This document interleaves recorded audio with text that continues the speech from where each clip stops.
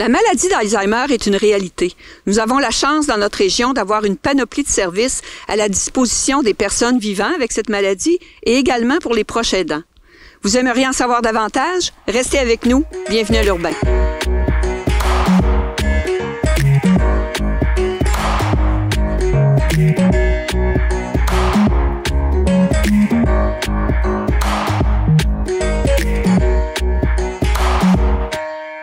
Bonjour, Mélissa Lampron. Bonjour. Vous êtes conseillère aux proches aidants à la Société d'Alzheimer du Centre du Québec. Oui. En tout premier, j'aimerais en connaître davantage sur la Société d'Alzheimer qui est implantée dans notre région. Ben, en fait, la Société Alzheimer Centre du Québec, premièrement, c'est un organisme à but non lucratif, et on est là vraiment pour aider les personnes atteintes et les proches aidants. On a 2 points de service. On en a un ici à Victoriaville, puis un à Drummondville. Parce que notre siège social, nous, est à Drummondville, en fait. On est 72 employés actuellement, dont 4 conseillères aux proches aidants qui font la même chose que moi. Ici, à Victoriaville, on est 2 conseillères et je suis aussi formatrice accréditée pour donner de la formation sur l'Alzheimer aux professionnels de la santé. Donc, on est là pour soutenir le proche aidant. On offre une panoplie d'activités. On est là autant pour donner de l'information. On a 3 séries, justement, où on donne beaucoup d'informations. C'est 5 rencontres, 1 fois par semaine. C'est 1h15, 1h30, où on vient vraiment aborder tout ce que la maladie apporte. Comment réagir au comportement? Comment mieux communiquer avec une personne qui est atteinte?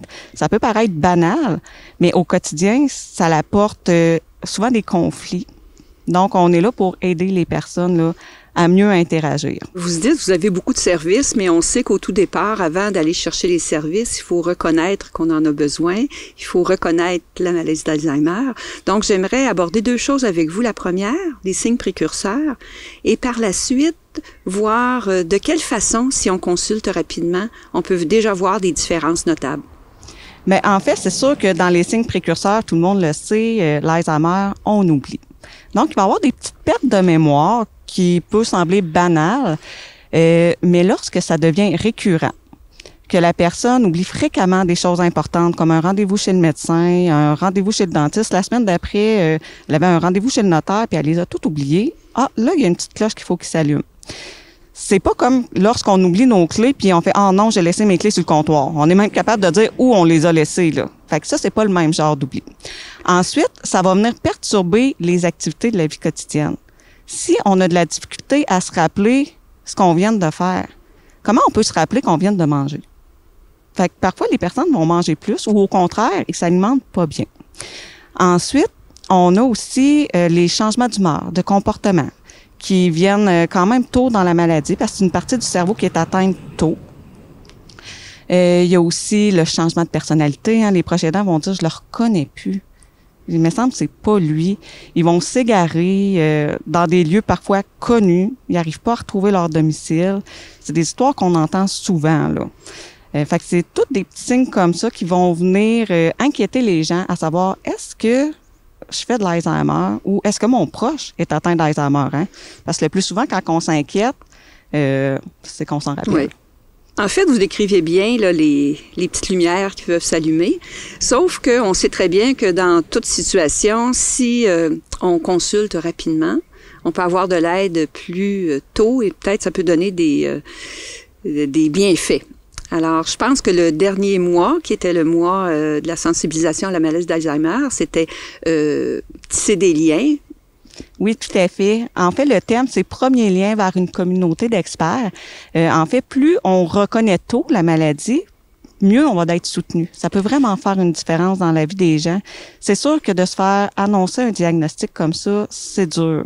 Il y a beaucoup de personnes peut-être qui vont avoir tendance à se refermer puis à vouloir vivre dans le déni un moment, du moins. Mais plus vite ils vont être référés à nous, plus vite on va pouvoir les soutenir puis les accompagner là-dedans, de faire en sorte qu'ils soient stimulés pour conserver les capacités qui restent. Parce qu'au fond, c'est ça qu'on veut. Qu'est-ce qui reste? Il faut qu'il le garde. Il faut qu'il le préserve. Parce que qu'est-ce qui est perdu? Il est perdu. Fait qu'on va travailler vraiment dans l'optique de ce qui reste.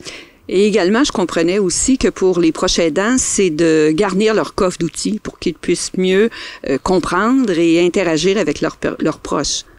Tout à fait. Quand on comprend la maladie, quand on sait qu'est-ce que ça peut faire, oui, on va rester surpris la première fois qu'on va trouver de la crème glacée dans l'armoire, c'est sûr et certain.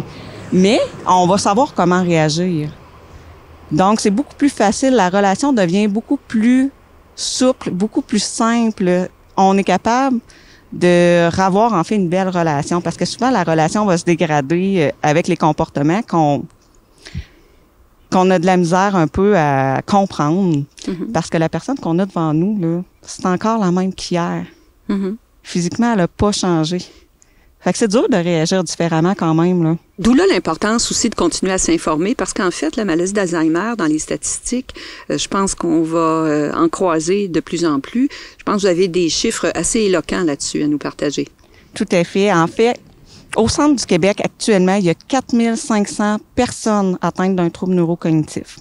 On peut compter environ, là, on dit 1,5 proches aidants, fait qu'on s'entend qu'1,5, on coupera pas une personne en deux pour ça, mais si on dit 2 personnes proches aidantes, on est quand même rendu à 9000 proches aidants pour les 4500 personnes atteintes. C'est énorme. Et le chiffre va doubler d'ici 15 ans. Puis, on parle qu'en 2030, là, il va y avoir probablement plus de personnes atteintes que de proches aidants.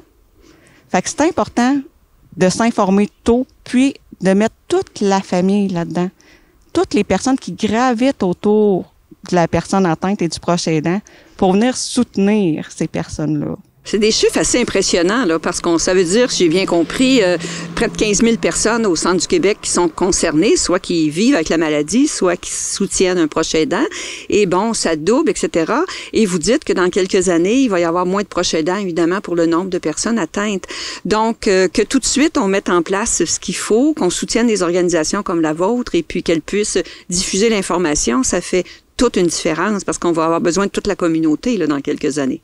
Oui, vraiment. Plus les gens vont être sensibilisés à cette maladie-là, plus on va pouvoir briser les tabous, faire en sorte que les personnes atteintes puissent avoir encore une belle qualité de vie. Parce qu'en fait, il y en a plusieurs qui doivent penser que c'est horrible, mais ils ont encore une belle vie, ils ont des belles années devant eux. Puis c'est ça qu'on veut leur offrir. Outre l'information que vous donnez en tant que conseillère, quel genre d'autres services les gens peuvent s'attendre? On a aussi à Drummondville une maison d'hébergement. Fait que ça, c'est tous les gens du centre du Québec qui peuvent aller résider là, qui ont un trouble neurocognitif. Donc, c'est spécialisé. Les employés sont formés pour s'occuper de personnes avec des troubles cognitifs. Aussi, il y a de la stimulation 6 jours par semaine. On retrouve ça nulle part ailleurs. Fait que c'est exceptionnel. On offre aussi le répit à domicile. Fait que ça l'offre aux proches aidants un répit. C'est entre 3 et 12 heures par semaine lorsque c'est payé par le CLSC. Donc, ça l'aide vraiment le proche aidant. Puis, il y a aussi une nouveauté de l'année dernière, le répit stimulation en centre. Donc, ça, c'est une équipe de personnes qui font de l'animation. Donc, 2 animatrices qui se promènent dans les 5 MRC une journée par semaine.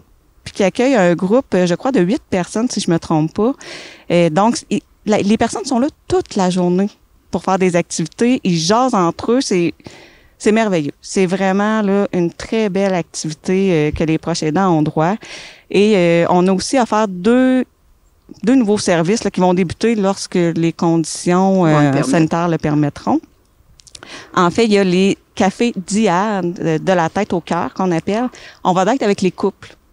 Donc, on va faire des rencontres, tout le monde ensemble. Ça sécurise le proche aidant parce que son aidé, il est pas loin. Puis, ça montre aussi que la personne aidée est capable d'en prendre là, de la nouveauté. Là.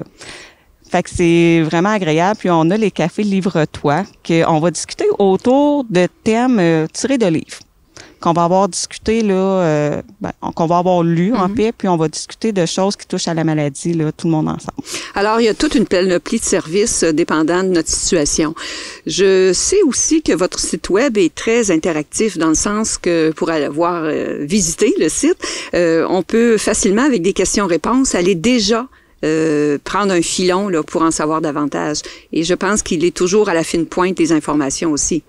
Oui, on est comme... je le disais, on est le premier lien vers une communauté d'experts. On est les experts. On a les dernières informations qui sont toujours approuvées par la Fédération des sociétés Alzheimer, la Fédération québécoise des sociétés Alzheimer. Donc, c'est du contenu auquel on peut se fier. Puis lorsque c'est pas clair ou qu'on veut en savoir plus, c'est important de nous appeler. On est là pour ça. Donc oui, allez sur Internet, vous allez retrouver toutes les informations pertinentes, dont notre numéro de téléphone. Ça bouge beaucoup. Il y a beaucoup de recherches aussi qui se fait au niveau de la maladie d'Alzheimer. Effectivement, il y a des recherches au niveau médical, des nouvelles molécules aussi qui s'installent. Il y a tout le débat autour de l'aide médicale à mourir. Je pense que tout ça signifie que ce sujet-là est fort d'actualité, actif et bien soutenu. Oui, vraiment. C'est important, en fait, de pouvoir compter sur la recherche. La recherche, là, c'est l'espoir de demain, finalement. Donc, ceux qui nous soutiennent, tous les dons qu'on reçoit, il y en a toujours une partie qui va à la recherche. Puis, on souhaite vraiment, dans les prochaines années, qu'il y ait une nouvelle molécule, parce que dernièrement, on en a eu une, mais ça faisait 10 ans qu'il n'y avait rien eu. Mais c'est quand même un bel espoir. Tout à fait. Merci beaucoup, Mélissa Lampron. Merci à vous.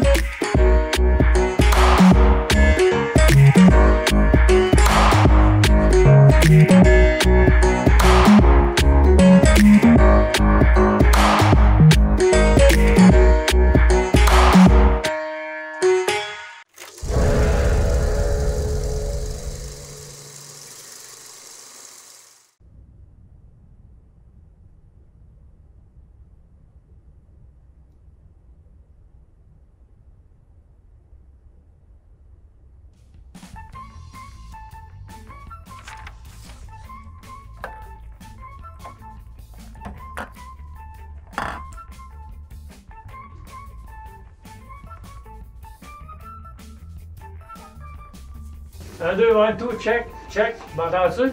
Oui. Ah oui. C'est bon, si c'est correct. 5, 4, 3, 2, 1, 0. Alors bonsoir et bienvenue à la toute première émission de Télébigo en direct de l'année 2022. J'espère que vous allez bien et que vous avez passé un excellent temps des fêtes. Mon nom est Benoît Mérette et c'est moi qui vais avoir le plaisir de passer cette magnifique soirée avec vous.